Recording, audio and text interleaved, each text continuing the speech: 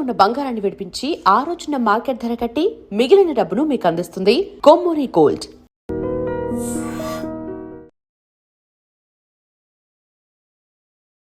నమస్తే, welcome to I dream weekend update with Kavitha.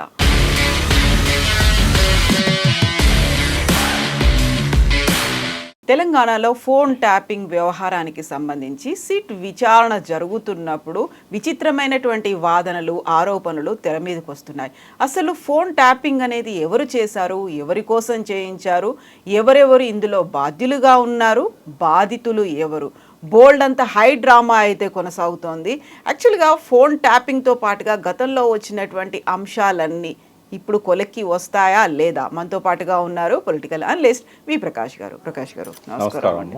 So ఇప్పుడు phone tapping అనేది BRS ప్రభుత్వం చేసినటువంటి అత్యంత దుర్మార్గమైనటువంటి చర్య. చట్టం తన పని తాను చేసుకుపోతోంది. మధ్యలో బీఆర్ఎస్ ఎవరైతే పాత్రదారులు, సూత్రధారులు, బాధితులు వీళ్ళకి సంబంధించి అవుతున్నటువంటి 2 రోజుల సిట్ విచారణలు అయ్యాయి.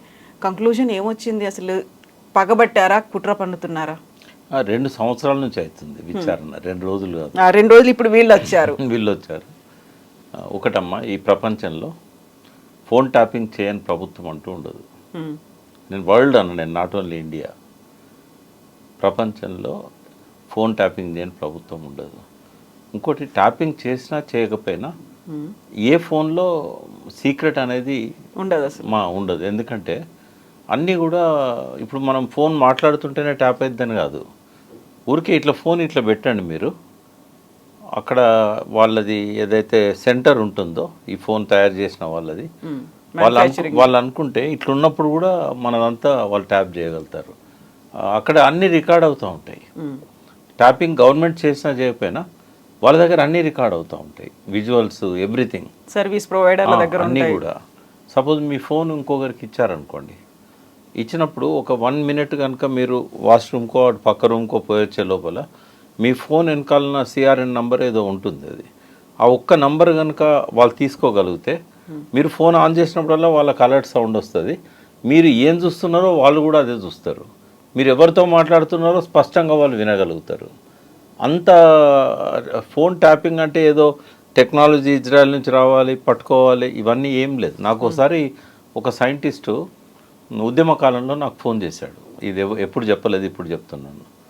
ఫోన్ చేసి, ఆయన తెలంగాణ అతను, చాలా పెద్ద పొజిషన్లో ఉన్నాడు. అయితే వాళ్ళకి ట్రైనింగ్ ఇస్తారట. ఆయన ఉన్నది డిఫెన్స్ సంబంధించిన దానిలో. అయితే వాళ్ళకి ట్రైనింగ్ ఇస్తారట, ఫోన్లు ఎట్లా ట్యాప్ చేయొచ్చు, మీరు జాగ్రత్తగా ఉండాలి, మీ ఫోన్ ఆడమర్చి కూడా ఎవరికి హ్యాండ్ ఓవర్ చేయొద్దు, మీది ట్యాప్ అవుతుంది, మీరు చాలా అత్యంత సీక్రెట్ ఆర్గనైజేషన్లో ఉన్నారు. అయితే ఆయన ఏం చేసిండంటే, ఆయన తెలంగాణ క్యూరియాసిటీతోని యంగ్ సైంటిస్ట్, ఆయన ఏం చేశాడు, కావూరిది, లగడపాటిది, ఇంకొకరిది ఎవరిదో 3 నంబర్స్, సుబ్రహ్మణ్యుడిది అనుకుంటా, ఎట్లా వాళ్ళ ఫోన్లను ఆయన అంటే నంబరు ట్యాప్ చేసిండో మనకు తెలియదు. బట్ ఆయన 24 గంటలు వీళ్ళు మాట్లాడేటి, వీళ్ళు చూసేటి, ఎవ్రీథింగ్ ఏంటంటే, ఆయన పేర్లు కూడా చెప్పిన కదా మీకు. అయితే ఆ రోజుల్లో, ఇది 2006, 20 ఇయర్స్ బ్యాక్, అప్పుడే ఆ టెక్నాలజీ ఉంది. అయితే ఆయన అంటే, నేను నమ్మలేదన్న, నేను నమ్మను, నువ్వు ఇది సాధ్యం కాదు, అది పోలీస్ డిపార్ట్మెంట్లో హోమ్ సెక్రటరీ పర్మిషన్ ఇస్తేనే ఆ టెక్నాలజీ వాళ్ళు ప్రొవైడ్ చేస్తారు. అంటే నేను ఒక నంబర్ అడుగుతాను, నీకైతే రహస్యాలు ఏమి ఉండవు కదా, నీ ఫోన్ వెనకాల ఒక నంబర్ ఉంటుందా చెప్పు అన్నాడు. నేను చెప్పేసాను నంబర్. చెప్పగానే, ఇప్పుడు మీరు ఏదన్నా ఓపెన్ చేయండి అన్న, మీరు ఏం చూస్తున్నారో నేను చెప్తా అన్నాడు. నేను ఏదో పాట ఓపెన్ చేశాను అని చెప్పేసిండు నాకు. మీరు కాల్ చేసి మీరు ఈ పాట చూస్తున్నారు అన్నాడు. కన్వర్జేషన్ కూడా నేనేం మాట్లాడుతున్నానో చెప్పేసిండు ఆయన. అంటే నథింగ్ ఈజ్ సీక్రెట్, వాళ్ళకి తెలియదు ఇది, వాళ్ళు అలవోకగా తెలంగాణకు వ్యతిరేకంగా ఈ రకంగా మాట్లాడుకుంటాను, మీరు కేసీఆర్ గారికి చెప్పండి అని చెప్పి, మీ నంబర్ నాకు తెలిసిపోయింది కాబట్టి మీరు ఏదైనా సీక్రెట్స్ ఉన్నప్పుడు ఈ ఫోన్ పక్క పెట్టి వేరే ఫోన్ నుంచి మాట్లాడుకోండి అని చెప్పాడు. ఓకే, అంటే అది ఎవరైనా ట్యాప్ చేయగలిగే టెక్నాలజీ వచ్చిందమ్మా.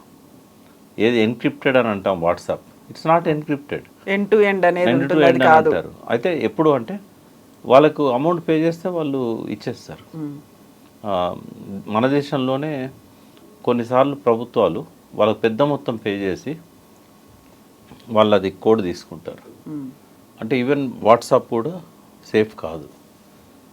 ఇప్పుడేదో సిగ్నల్, అవును, తర్వాత ఫేస్ టైం ఇవి సేఫ్ అని అంటున్నారు. బట్ ఇప్పుడు అది కూడా వచ్చింది కదా, వాట్సాప్ కాల్లు సిగ్నల్స్తో ఎన్ని కాల్స్ చేశారో కూడా వీళ్ళ దగ్గర లిస్ట్ ఉంది అనేది. సిగ్నల్ కూడా సేఫ్ కాదు అనేది సేఫ్ అర్థమైపోతుంది. కాదు. ఫేస్ టైం కొంతవరకు యాపిల్ కాబట్టి ఇప్పటివరకు అయితే ఫేస్ టైంను ట్యాప్ చేసినట్టు కనబడదు మనకు. బట్ ఇక్కడ ఏం జరిగిందంటే ప్రతి గవర్నమెంట్లో ట్యాపింగ్ అనేది ఉంటుంది. 100% ట్యాపింగ్ ఉండొచ్చు, కానీ ట్యాపింగ్ విత్ పర్మిటెడ్ లిమిట్సా కాదా అనేది ఇంపార్టెంట్. సో పర్మిటెడ్ లిమిట్స్ అనే దాన్ని ఎవరు ఫాలో అవుతారు? అరే వీళ్ళని మనం ఫాలో చేయొద్దు కదా, వద్దు ఇది పర్మిటెడ్ లిమిట్స్లో లేదు అనేది అది ఆలోచిస్తారంటారా? నేనేమంటున్నామా, ఇప్పుడు ఐఏఎస్ ఐపీఎస్ల చేతుల్లోనే పర్మిషన్స్ ఇచ్చేది ఉంటుంది.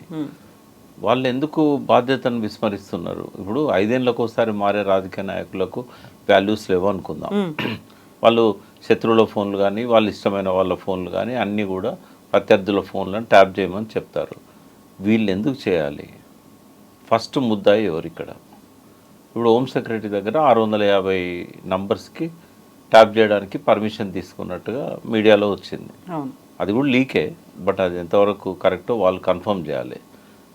అంతవరకే పరిమితం కావాలి. హోమ్ సెక్రటరీ పర్మిషన్ ఇస్తున్నాడు అని అంటే ఆయన ఒక్కొక్కటి వెరిఫై చేసి ఇస్తాడు. ఇది అన్నెసరీగా ఇస్తున్నానా లేదా ఇది అవసరమా? అయితే ఆయన హోమ్ సెక్రటరీ పరిధిలో క్రిమినల్స్, ప్రివెంటివ్ క్రైమ్ కోసం, టెర్రరిస్టుల యాక్టివిటీ కోసం, నక్సలైట్స్ యాక్టివిటీ కోసం వీటి వరకే ఆ పరిమితి ఉంటుంది. ఇతర రాజకీయ నాయకుల ఫోన్లను ట్యాప్ చేయమని ముఖ్యమంత్రి స్వయంగా చెప్పినా కూడా, రాతపూర్వకమైన ఆదేశాలు ఇచ్చినా కూడా అవి చేయకూడదు. ఓన్లీ ఆయన డ్యూటీ ఏంది? హోమ్ సెక్రటరీకి ఎందుకు పెట్టారు అది? ఇండియన్ టెలిగ్రాఫ్ యాక్ట్లో ఫోన్ ట్యాపింగ్ చేయాలంటే హోమ్ సెక్రటరీ పర్మిషన్ ఇస్తేనే టెలికాం వాళ్ళు సహకరించాలని ఉంది. అటువంటప్పుడు హోమ్ సెక్రటరీ ఎవరి ఫోన్ పడితే వాళ్ళ ఫోన్ చేయమంటే చేస్తాడా? ఆయనకు దానికి లా అండ్ ఆర్డర్ ప్రాబ్లం వచ్చేది ఉందా? ప్రివెంటివ్ ఉన్నదా? దీన్ని పట్టుకోవడం వల్ల క్రైమ్ డిటెక్ట్ అవుతుందా? లేకుంటే క్రైమ్ను ప్రివెంట్ చేయవచ్చా? లేకుంటే టెర్రరిస్ట్ యాక్టివిటీని ప్రివెంట్ చేయవచ్చా? టెర్రరిస్టుల నెట్వర్క్ను బయటికి తీయవచ్చా? ఇది ఉంటుంది. ఒకవేళ కనుక ఆయన పర్మిషన్ ఇవ్వకుండా ట్యాపింగ్ చేశారనుకోండి, రాతపూర్వకంగానైతే ఏ రాజకీయ నాయకుడు ఫలానా నంబర్ను ట్యాప్ చేయమని రిటర్న్గా తన హోదాను ఉపయోగించుకొని కేటీఆర్ కానీ, కేసీఆర్ కానీ, హరీష్ కానీ, ఇంకొకరు కానీ ఇవ్వరు. అంత మురుకులు ఎవరు లేరు రాజకీయాలలో ఇప్పుడు. కాకపోతే వచ్చినటువంటి లీకుల్లో ఒక పేపర్ మీద నెంబర్లు రాసి ఇచ్చారు, పెద్ద ఆయన చెప్పారు కాబట్టి చెయ్యండి అని, రోజు కొన్ని నెంబర్లు పేపర్ల మీద రాసి వచ్చేవి అనేది. రాసి నంబర్స్ ఐడెంటిఫై చేయడం కష్టం కదా, ఎవరు హ్యాండ్ రైటింగ్ అనేది. అది పంపించాలి వాళ్ళకు. ఈ డిఎఫ్ఐడి ఉంటుంది, అంటే వాళ్ళు ఫింగర్ ప్రింట్స్ అంటే చేయగలుగుతారు, రాతను ఐడెంటిఫై చేయగలుగుతారు, నంబర్స్ని ఐడెంటిఫై చేయడం చాలా కష్టం. రెండవది, ఆ నంబర్లు ఆయనే రాస్తారని ఏమున్నది? కేటీఆర్ గారు నంబర్లు ఇచ్చాడు అనుకోండి, కింద ఉన్నవాడు కూడా ఆ నంబర్లు రాసుకోరా అంటే రాసిస్తాడు, దాన్ని ఫోటో తీసి పంపిస్తారు. నేను అనేది ఏంటంటే ఇన్ని సాక్ష్యాధారాలు వాళ్ళు ఎందుకు దాచుకుంటారు? ఇమ్మీడియట్గా ఎరేజ్ చేస్తారు సాక్ష్యాధారాలు. ఎందుకంటే ఇక్కడ ఫస్ట్ నేరం కనుక రుజువు అయితే ఫస్ట్ శిక్ష పడేది ఎవరికి? ఆఫీసర్కి. అవును, ఇప్పుడు అందుకే జైల్లో ఉన్నారు కదా. పొలిటీషియన్ అనేవాడు ఎస్కేప్ అవుతాడు. అది జరిగిన తర్వాత ఏ ఆఫీసర్ కూడా అంత ధైర్యం చేయట్లేదు. చెప్తున్నారు కష్టమండి, ఇది మా వల్ల కాదు. చాలామంది ఆఫీసర్లు నాకు తెలుసు చేయము అని అన్న వాళ్ళు, అంటే ట్యాపింగ్ కాదు, చేయకూడని ఫైళ్ళు పాస్ చేయమని అన్నప్పుడు ఆర్డీఓ లెవెల్లో ఉన్న వాళ్ళు కానీ, రెవెన్యూలో ఇట్లాంటి వాళ్ళు చేయము అని అంటే వాళ్ళని ట్రాన్స్ఫర్ చేశారు ఎక్కడికో రిమోట్ ఏరియాస్కి. బట్ చాలామంది నిజాయితీ పరులు అనే అధికారులు ఉన్నారు. బట్ ఇక్కడ ఏం జరిగింది అంటే ఒక ఆరోపణ, వీళ్ళు కేసీఆర్ కానీ కేటీఆర్ కానీ ఇన్ఫ్లుయెన్స్ చేసి చాలా ఫోన్లు ట్యాప్ చేశారు అనేది. అయితే మరి ఆ లిస్ట్ ఏదో బయట పెట్టచ్చు కదా, 2 years అయింది. ముందేమో 20 ఫోన్లు ట్యాప్ చేశారన్నారు, తర్వాత పోలీస్ డిపార్ట్మెంట్ వాళ్ళే మేము చేయలేదు అన్నారు, మేము ఓన్లీ హోమ్ సెక్రటరీ ఇచ్చినవి మాత్రమే ట్యాప్ చేసామని అన్నారు. ఇంకోటమ్మా, ఒకవేళ నిజంగానే అట్లాంటివి దొరికినా కూడా పోలీస్ ఆఫీసరు ఒక రాజకీయ నాయకుని కోసము తోటి పోలీస్ ఆఫీసర్ను జైల్లో దోలే ప్రయత్నం అయితే చేయడు ఎట్టి పరిస్థితుల్లో. కాబట్టి ఏమన్నా చిన్న ఆధారాలు దొరికినా, క్లూస్ దొరికినా కూడా వాళ్ళు వాటిని బయట పెట్టరు. ఇదంతా ఏంటంటే ప్రజల దృష్టిని మరల్చడానికి, వీళ్ళని పట్టుకొని ఒక 6 గంటలు 7 గంటలు విచారణ పేరుతో కాలయాపన చేయడం వల్ల ఆ రోజు అది సెన్సేషన్ అవుతుంది. అంతకుముందు రోజు ఉన్న టాపిక్ అనేది కొంచెం ప్రజల దృష్టి నుంచి పక్కకు పోతుంది. ఇప్పుడు సెన్సేషన్ ఏంది? Coal scam. ఈ కోల్ స్కామ్లో స్వయంగా బట్టి విక్రమార్క ఆయన సింగరేణి ఆయన పరిధిలో ఉంటుంది, ఎలక్ట్రిసిటీ ఆయన పరిధిలో ఉంటుంది. ఒరిస్సా పోయి నైనా కోల్ బ్లాక్ దాన్ని విజిట్ చేసి ఆ తర్వాత అవి టెండర్స్ యాక్సెప్ట్ చేసి వర్క్ అలొకేట్ చేసి ఆల్ ఆఫ్ సడన్ క్యాన్సిల్ చేశాడు ఒక ఆరోపణ రాగానే. నిజంగానే అలా స్కామ్ లేకపోతే ఎందుకు క్యాన్సిల్ చేస్తాడు? రెండవది ఏంటంటే ఇక్కడ ముఖ్యమంత్రిగా ఉన్న వ్యక్తి పరోక్షంగా ఇంకొక మంత్రికి సపోర్టుగానో తన బావమరిదికి సపోర్టుగానో ఇవి అలొకేట్ చేయించాలనుకున్నప్పుడు డిప్యూటీ సీఎం మీద ఒత్తిడి తెచ్చి క్యాన్సిల్ చేయించాడనేది ఒక ఆరోపణ వస్తూ ఉన్నది. ఒక మంత్రి కోసమో తన బావమరిది కోసమో. ఇదంతా కూడా ఒక విచారణ జరిపితే తప్ప వాస్తవాలు తెలియవు. ఈ లోపల మీడియా కొంత హైలైట్ చేయడం వీటన్నిటిని ఇట్లా జరిగింది, సెన్సేషన్ అయింది. ఇది ఏ రకంగా చూసినా రేవంత్ రెడ్డికి తలవంపులు తెచ్చేది. దానివల్ల ఈ డైవర్షన్ అనేది ఒకటి జరిగింది. ఇప్పుడు డైవర్షన్ అనుకున్నప్పుడు ఇదెంత ప్రయారిటీ ఉందో గతంలో జరిగినటువంటి ఆ ఫోన్ ట్యాపింగ్ కూడా అంతే ప్రయారిటీ ఉంది. అందులోనూ కూడా చాలా వరకు వాటన్నిటిని స్పాయిల్ చేసేసారు, డ్యామేజ్ చేశారు, ఎరేస్ చేశారు అనేదే ఉంది కదా. ఆ ఎరేస్ అయిన దాన్ని ఇప్పుడు రిట్రీవ్ కూడా చేయలేము. అందులో ఏమేమి ఉన్నాయి, ఎన్ని ఉన్నాయి, దేశ రక్షణ వ్యవహారాలకు సంబంధించో లేకుంటే మిలిటరీలకో లేకుంటే టెర్రరిస్టులకు సంబంధించినటువంటి యాక్టివిటీ ఉంటే అవన్నీ పోయినట్టే కదా. వాటిని ఎవరు చేయించారు అని అవి ఎప్పటికప్పుడు అలర్ట్ అయ్యి దాన్ని స్టోర్ చేసుకుంటారు లేదా వేరే రూపంలో దాన్ని ప్రిజర్వ్ చేస్తారు. ఈ చెయ్యకూడని ఫోన్లు ట్యాప్ చేసినవి మాత్రమే ఎరేజ్ చేస్తారు. వాటికి వేరే హార్డ్ డిస్క్లు ఉంటాయి. ఆ రోజే ప్రభుత్వం రేవంత్ రెడ్డి ప్రమాణ స్వీకారం చేయడానికి ఆయన డిక్లేర్ అయిన దానికి మధ్యలో అంటే కాంగ్రెస్ అధికారంలోకి వస్తుందన్న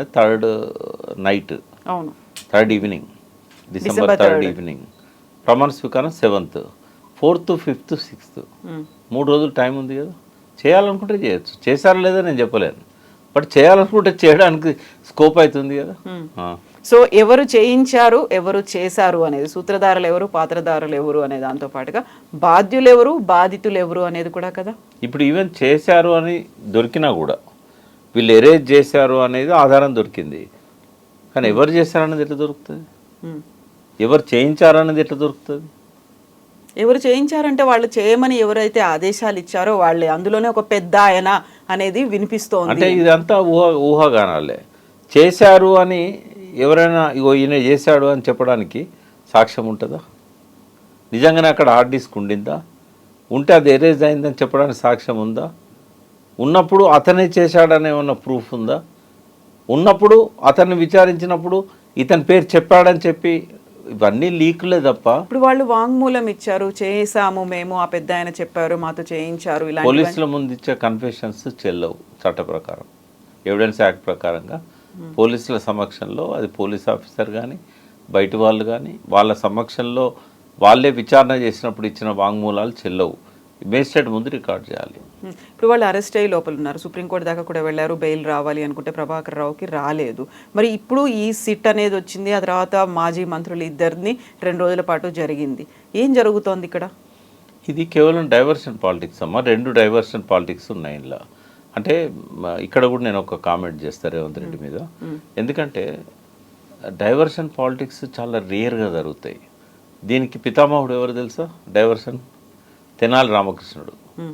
కృష్ణదేవరాయల ఆస్థానంలో ఒక గీతను ముట్టుకోకుండా చెరపకుండా చిన్నగా చేయాలంటే ఏం చేయాలి? పక్కన పెద్ద గీత గీయాలని చెప్పాడు.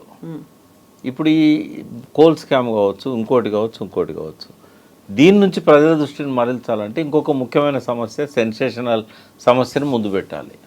అదే చేస్తున్నాడు రేవంత్ రెడ్డి. అయితే గతంలో ఏ ముఖ్యమంత్రి అయినా ఇది చేయకుండా 5 ఏళ్ళు పాలించిన ముఖ్యమంత్రులు లేరు. ప్రతి ఒక్కరు చేస్తారు ఇది. కానీ వాళ్ళు స్పేరింగ్గా తన ఉనికికే ప్రమాదం వచ్చినప్పుడు, తన డిఫేమ్ అయ్యే పరిస్థితి వచ్చినప్పుడు రేర్గా వాడుకుంటారు ఈ వెపన్ని. బట్ రేవంత్ రెడ్డి ఏంటంటే ప్రతిసారి ఇదే వెపన్ వాడుతున్నాడు. అప్పుడు ఏమవుతుంది? నిజంగా కూడా ఏదన్నా తీసుకొచ్చినా కూడా ఇది డైవర్షన్ పాలిటిక్స్ అనే పరిస్థితి వస్తుంది. ఎందుకంటే ఇటువంటి ఎప్పుడో తప్ప చేయకూడదు.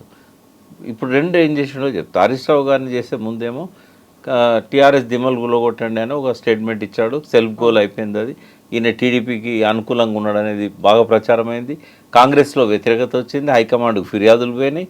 దాని నుంచి చర్చను మళ్లించడం కోసం నెక్స్ట్ డే హరీష్ రావును పిలిపించారు. ఆ రాత్రి 9 గంటలకు ఆలోచించారు. ఇప్పుడు సిట్ అయితే కనుక రాత్రి 9కి డిసిషన్ తీసుకుంటుందా? వాళ్ళు పనిచేస్తే 10 గంటల నుంచి 5 గంటల వరకు వాళ్ళ డ్యూటీ టైమింగ్స్ అది. రాత్రి 9కి స్పెషల్ ఇన్వెస్టిగేటివ్ టీమ్ కాబట్టి స్పెషల్ కాబట్టి దానికి ఇలాంటి టైం లిమిట్స్ బౌండరీస్ అనేవి ఏమి ఉండవేమో. అంటే వాళ్ళు ఏమైనా టైం ఫ్రేమ్ పెట్టుకున్నారా ఈ 10 రోజుల్లో తెలుస్తామని? మళ్ళీ ఇవాళ కేటీఆర్ది అయిపోయింది కదా, ఈ ఫైల్ పక్కకు పోతుంది. మళ్ళీ 10 రోజులు మళ్ళీ పిలుస్తామని చెప్పారు. పిలుస్తారు మళ్ళీ ఎప్పుడు ఇంకొక స్కామ్ వచ్చినప్పుడు, ఇంకొక డైవర్షన్ పాలిటిక్స్ కోసం ఒక రంగం సిద్ధమైనప్పుడు అప్పుడు పిలుస్తారు. అంటే ఇది ఆ రోజు చేశారు. దావోస్లో ఘోరంగా విఫలమైండు రేవంత్ రెడ్డి. ఫస్ట్ టైం పోయినప్పుడు 1,70,000 కోట్ల వచ్చినాయని చెప్పాడు. రెండోసారి పోయినప్పుడు కూడా 1,00,000 పైన కోట్లు, 2 లక్షల పైన కోట్లు వచ్చాయని చెప్పాడు. ఇప్పుడు ఏమైంది తెలుసా, ఎంత ఘోర పరాభవమైంది దావోస్లో. కరెక్ట్గా దావోస్లో అక్కడ ముగుస్తున్న సెషను ఇక లాభం లేదు, ఇది మళ్ళీ చర్చ. ఇది కేటీఆర్ అయితే చాలా కీన్గా అబ్జర్వ్ చేస్తాడు కదా దావోస్లో ఏం జరుగుతున్నది అనేది. ఎంత పరాభవం అయిందంటే లాస్ట్ టైము 13 సమ్మిట్లో పోయాడు ఆయన. దావోస్లో 2 సమ్మిట్లు, జపాన్లో 1, ఇతరత్ర 10 మన దగ్గర పెట్టినాయి కావచ్చు, బయటికి పోయినాయి కావచ్చు. అన్నీ కలిపి 4,60,000 కోట్లు పెట్టుబడులు వస్తున్నాయని చెప్పేసి అవన్నీ కూడా ప్రచారం చేశారు. మెట్రో పిల్లర్స్ మీద పెద్ద పెద్ద పోస్టర్లు వేశారు, అంతా చేశారు, ప్రెస్ మీట్లు పెట్టి చెప్పారు. 4,60,000 కోట్లలో 12,000 కోట్లకు అప్రూవల్స్ వచ్చినాయి. 2,500 కోట్లకు ఒక్క పరిశ్రమ వచ్చింది ఈ మొత్తం 2 ఏళ్ల పీరియడ్లో. అది అట్లుంది. కేసీఆర్ తన ప్రెస్ మీట్లో ఏం చెప్పాడు, ఎగ్జాంపుల్ కూడా ఇచ్చాడు మధ్యప్రదేశ్ది. ఇదంతా ఫేక్. ఆ హోటల్లో, స్టార్ హోటల్లో పనిచేసే వాళ్ళు అందరినీ తీసుకొచ్చి సంతకాలు పెట్టించి ఈ పెట్టుబడులు వస్తున్నాయని చెప్పి చూపెట్టారు అని 2-3 ఉదాంతాలు ఆయన చెప్పాడు. చంద్రబాబు నాయుడు దగ్గర ఏం జరుగుతుంది, ఆంధ్రప్రదేశ్ పెట్టుబడులు ఎట్లా వస్తున్నాయి, వచ్చినట్టు ఎట్లా చూపెడతాను, మధ్యప్రదేశ్లో ఆ సీఎం తనతో ఎట్లా షేర్ చేసుకున్నది, ఇవన్నీ చెప్పారు. ఇప్పుడు ఏంటంటే అట్లా బుకాయించడానికి ఆడ అవకాశం దొరకలే కేసీఆర్ దీన్ని బట్టబయలు చేశాక. ఇప్పుడు ఏం జరిగింది, మహారాష్ట్ర 30 లక్షల కోట్లు తీసుకుపోయింది. అక్కడ పెట్టుబడులు మహారాష్ట్ర ప్రభుత్వానికి 30 లక్షల కోట్ల పెట్టుబడులు సంతకాలు అయినాయి నిన్న.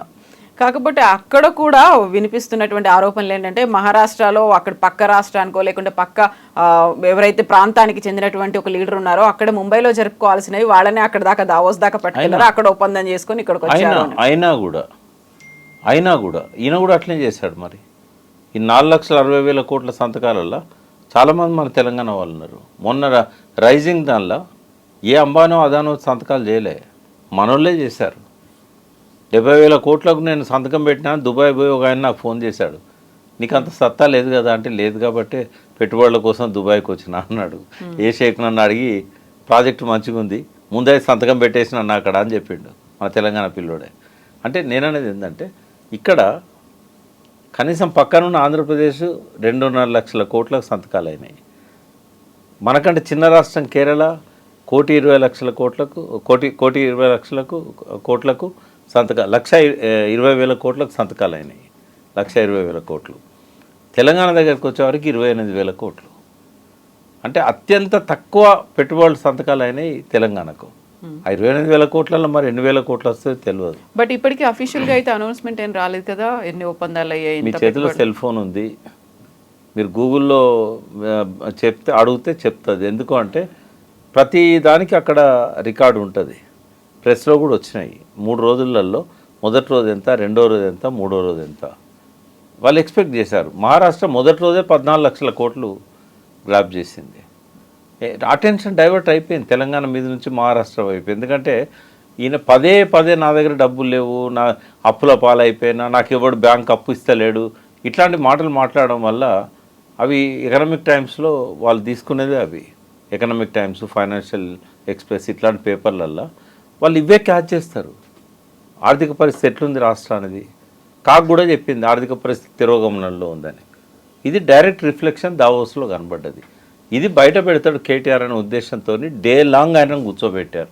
ఆయనను విచారించదలుచుకుంటే 10 నిమిషాల టైంలో బయటికి పంపాలి ఆయన అడిగిన ప్రశ్నలకు.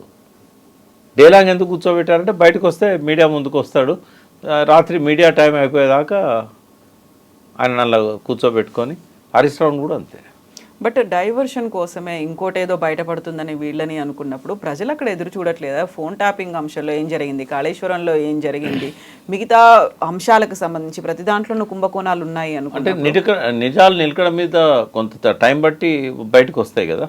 ఇప్పుడు కాళేశ్వరంలో ఏటీఎం అన్నారు, కాళేశ్వరంలో ఏం రూపాయి పని జరగలేదన్నారు, 1,00,000 కోట్ల స్కామ్ అన్నారు. ఎలక్షన్లు అప్పుడంటే దానికి కౌంటర్ ఇవ్వలేదు కాబట్టి వీళ్ళు నమ్మిళ్ళు ప్రజలు. ఇప్పుడు నమ్మట్లేదు కదా. ఏం చేయకుండా కాళేశ్వరంలో గిన్నె అయినాయా, ఇప్పుడు నువ్వు అక్కడి నుంచి నీళ్ళు తెస్తున్నావు, కాళేశ్వరం లేకుండా గండిపేట ఎట్లా నింపుతావు, అవన్నీ కాళేశ్వరంలో భాగం కాదా అని అడుగుతున్నారు. అంటే వాస్తవాలు తెలుసుకోవడానికి ప్రజలకు కొంత టైం పడుతుంది. అంటే అబద్ధాలతోని ఎక్కువ కాలం ఎక్కువ మందిని నమ్మేయగలుగుతారా? కొంతకాలం ఎక్కువ మందిని నమ్మేయగలుగుతారు. అంతేగాని ఎక్కువ కాలం అందరినీ నమ్మించడం అనేది అబద్ధాలతో సాధ్యం కాదు. తెలుస్తుంది కదా, ఒక్కొక్కటి పర్సూ చేసుకుంటూ పోతూ ఉంటారు, కౌంటర్ వస్తూ ఉంటుంది. కాబట్టి ఈ ఆరోపణలు ఇవన్నీ కూడా ఏంటంటే ఇవి ప్రూఫ్ అనేది లేదు వీటికి అనేది జనానికి అర్థమైపోయింది. నిజంగానే చేసి ఉండొచ్చు అని కూడా అనుకుంటున్నారు. బట్ ఎందుకంటే ఈ ప్రచారం పదే సోషల్ మీడియాలో జరిగింది కాబట్టి నిన్న ఎట్లా అబద్ధాలు మీడియా ప్రసారం చేసింది అనేది హరీష్ రావు గారు కేటీఆర్ కూర్చొని చెప్పారు. లోపల రాధాకిషన్ రావు వచ్చినట్టుగా ఈయన పక్కన కూర్చోబెట్టినట్టు, ప్రభాకర్ రావుని తీసుకొచ్చిన పక్కన కూర్చోబెట్టినట్టు స్క్రోలింగ్లు వచ్చినాయి చాలా ఛానళ్ళల్లో, మెయిన్ స్ట్రీమ్ ఛానళ్ళల్లో కూడా. బట్ ఇద్దరిని కలిపి కాకపోయినప్పటికీ ఇద్దరిని విడివిడిగా 2 వేరు రూమ్లో కూర్చోబెట్టి సమాధానాలు రాబట్టారు. డిఫరెంట్గా ఉన్నాయా 2 సమాధానాలు అని అఫీషియల్గా ఎవరైనా చెప్తే తెలుస్తుంది. ఇప్పుడు అందులో విచారణలో ఉన్న వాళ్ళనే చెప్పాలి, ప్రభాకర్ రావు, రాధాకిషన్ రావు, లేదంటే సజ్జనారాయణ చెప్పాలి. కేటీఆర్ అయితే అక్కడ ఆయన ముందు ఎవరిని కూర్చోబెట్టలేదని చెప్పాడు. నేను ఏ రావు లేడు, నందమూరి తారక రామారావు తప్ప, కల్వకుంట్ల తారక రామారావు తప్ప ఏ రావు లేడు అని చెప్పాడు. అంటే ఆయన చెప్పింది నమ్మాల్సి వస్తుంది, ఎందుకంటే ఆయన లోపల నుంచి వచ్చాడు కాబట్టి.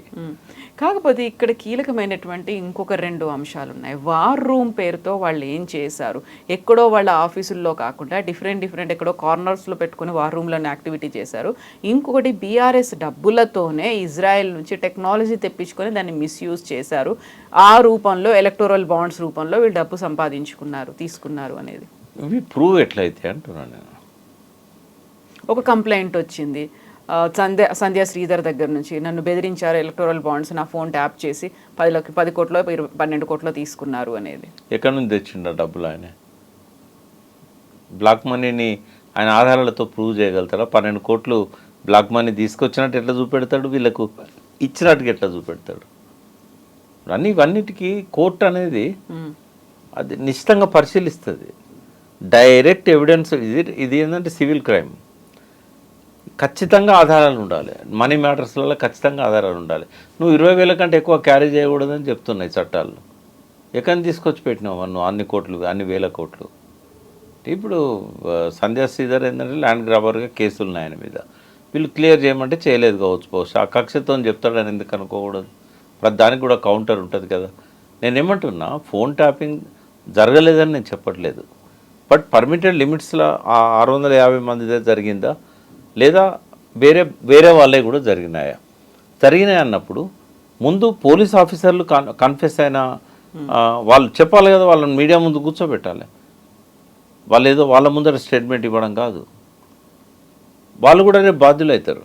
వాళ్ళు ఒకవేళ పెద్ద ఆయన చెప్తే మేము చేసామని అన్నారు అనుకోండి, ఇక్కడ బలయ్యేది పెద్ద ఆయన కాదు, వీళ్ళు బలవుతారు. ఎందుకంటే పెద్ద ఆయన చెప్తే నువ్వు చేస్తావా?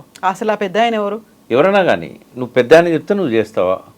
ఎవరన్నా కానీ ఎవరు చెప్పినా పెద్ద ఆయన చేతిలో అధికారం ఉంది, పెద్ద ఆయన చేతిలో ఉన్నాయి, ఇల్లీగల్గా చెప్పినట్టు వినాలని మీకు ఇప్పుడు ఐఏఎస్లు ఐపీఎస్లు వాళ్ళ ఓత్ తీసుకున్నప్పుడు రాజకీయ నాయకుల కనుసన్నల్లో ఉండాలి, వాళ్ళ అడుగులోకి మడుగులొత్తాలి, వాళ్ళు ఏది చెప్తే అది చేయాలని చేస్తారా?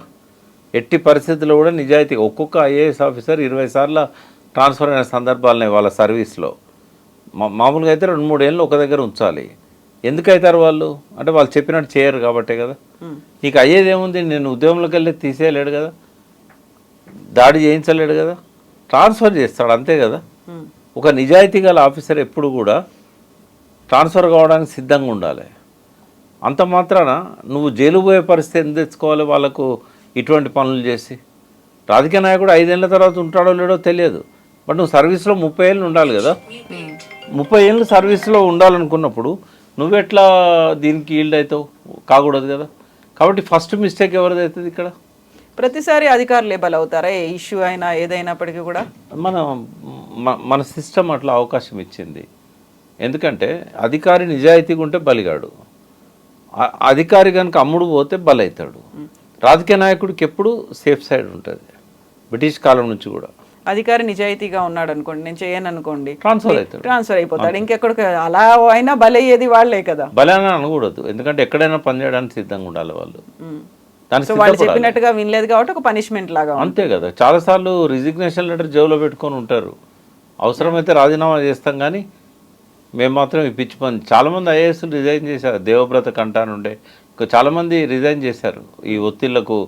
ఎక్కడన్నా కూడా వీళ్ళ ఒత్తిళ్లకు లోన్ కావాలని చెప్పి చాలామంది ఆ ఉద్యోగాలు కూడా వద్దనుకున్నారు. అందులో కేటీఆర్ కూడా ఒకడు. ఆ సివిల్స్ రాయమని కేసీఆర్ గారు అడిగితే థర్డ్ క్లాస్ జాబ్ నాకెందుకు, రాజకీయ నాయకులు ఏం చెప్తా చేయాల్సి వస్తుంది, నాకు వద్దు అని చెప్పి ముఖం మీద చెప్పి ఆయన ఎంబీఏలో జాయిన్ అయ్యాడు సివిల్స్ రాయకుండా. ఇదే డైలాగ్ కేసీఆర్ ఎన్నోసార్లు చెప్పాడు నాతో, సివిల్స్ ఏరా అంటే థర్డ్ క్లాస్ జాబ్ అన్నాడు వీడు అని చెప్పి. సార్ ఇప్పుడు ఇజ్రాయెల్ టెక్నాలజీని తీసుకొచ్చుకున్నారు, అది దేశ భద్రత కోసం లేకుంటే డిఫెన్స్ సిస్టమ్ కోసమో ఒక రక్షణ కోసం ఉపయోగపడేటువంటి దాన్ని ఇలా మిస్యూజ్ చేసి పర్సన్స్ మీద ఎవరైతే నచ్చలేదో, ఎవరైతే వ్యతిరేకంగా ఉన్నారో, విపక్షాల్లో ఉన్నారో వాళ్ళని మానిటర్ చేయడానికి పెట్టుకోవడం ఏంటి? నేనేమంటున్నా, తెచ్చింది దీనికోసం కాదు, కౌంటర్ ఇంటెలిజెన్స్ ఇదే సజ్జన్ అన్నప్పుడు తెచ్చినట్టున్నారు. అయితే దీనిలో చాలా ఫలితాలు వచ్చాయి. ఎక్కడెక్కడి గుజరాత్లో, తర్వాత వేరు ప్లేసెస్లో ఐఎస్ఐఎస్ వాళ్ళు, ఇట్లాంటి వాళ్ళు తీవ్రవాదులు వాళ్ళు చేసే విధ్వంసాన్ని ముందే పసిగట్టి భారతదేశాన్ని అలర్ట్ చేశారు. కేసీఆర్ గారి పీరియడ్లో ఇట్లాంటి చాలా కౌంటర్ ఇంటెలిజెన్స్ ద్వారా వాళ్ళ దృష్టి తేవడం జరిగింది, దాన్ని ప్రివెంట్ చేయడం జరిగింది. లేకుంటే కొన్ని వందల మంది బలయ్యే వాళ్ళు ఈ రోజు వరకు కూడా టెర్రరిస్ట్ యాక్టివిటీస్ నడుస్తూ ఉండేటి. ఆ విషయంలో సజ్జనాన్ని ఒప్పుకోవాలి. ఆయన ఫేక్ ఈమెయిల్ ఐడీలు ఇట్లాంటి క్రియేట్ చేసి చాలామందిని ట్రాప్ చేశాడు. దాదాపు ఆ పీరియడ్ అంతా కూడా ఒక్క ఐఎస్ఐఎస్ యాక్టివిటీ కూడా జరగలేదు. ఈ ఒకతన్ని ఎస్ఐని చంపిన ఒకే ఒక్క ఇన్సిడెంట్ నల్గొండ దగ్గర తప్ప, దాని కౌంటర్గా వికారుద్దీన్ చంపేశారు. అది ఒక్కటి తప్ప వేరే ఏం లేదు. అది ఆ ఇజ్రాయెల్ టెక్నాలజీ బహుశా అదే కావచ్చు పట్టించింది. అది తేవడం వల్లనే కొన్ని క్రైమ్స్ను ఆపగలిగారు. దానివల్ల మేలు ఎక్కువ జరిగింది. ఒకవేళ దాన్ని ఉపయోగించుకొని ట్యాప్ చేశారని అనుకుంటే ఫస్ట్ బలయ్యేది అధికారులు, తప్పు చేసింది అధికారులు. అది అయిన తర్వాత అప్పుడు వీళ్ళ మీదకి వస్తుంది నేరం. అదేది లేకుండానే వీళ్ళని పట్టుకునే ప్రయత్నం చేస్తే అది నిలబడదు. కాబట్టి ఈ ఫోన్ ట్యాపింగ్ కేసు అనేది శిక్ష పడని కేసు, విచారణలోనే వీగిపోయే కేసు. ఇప్పుడు అదే సజ్జనార్ గతంలో చాలా బాగా వర్క్ చేశాడు, ఇలాంటి యాక్టివిటీస్ అన్నింటినీ కంట్రోల్ చేయడంలో ఉపయోగపడినటువంటి సజ్జనార్ మీద ఇప్పుడు ఎందుకని బీఆర్ఎస్కి అంత కోపం వస్తోంది? నిన్న ఆర్ఎస్ ప్రవీణ్ కుమార్ కూడా అన్నారు ఆయన మీద 7 కేసులు ఉన్నాయి. ఎవరు అధికారంలో ఉన్నా కూడా వాళ్ళ మెప్పు కోసం పనిచేసే వాళ్ళు కొందరు ఉంటారు, నిజాయితీగా తన బాధ్యతలను నిర్వహించే వాళ్ళు కొందరు ఉంటారు. సజ్జనార్ ఏ కేటగిరీ కిందికి వస్తున్నారో నేను చెప్పలేను, కానీ నేను చెప్పాను ఆయన గురించి. ఎందుకంటే అన్నారు ఆయన చేసినటువంటి దాని వల్ల చాలా వరకు కంట్రోల్ అయ్యాయి. అందుకే నేనేమంటున్నా అంటే ఆయన నిజంగానే అధికార లోపల నిజాయితీ ఉండి తను చట్టానికి బద్ధుడై ఉన్నాడా అనుకుంటే ఈ దిశ ఎన్కౌంటర్ కానీ, వరంగల్లో యాసిడ్ పోసిన వాళ్ళని చంపడం కానీ, ప్రజలు కోరుతున్నారు ముఖ్యమంత్రి గారు ఆదేశించారని చెప్పి అట్లా చంపడు.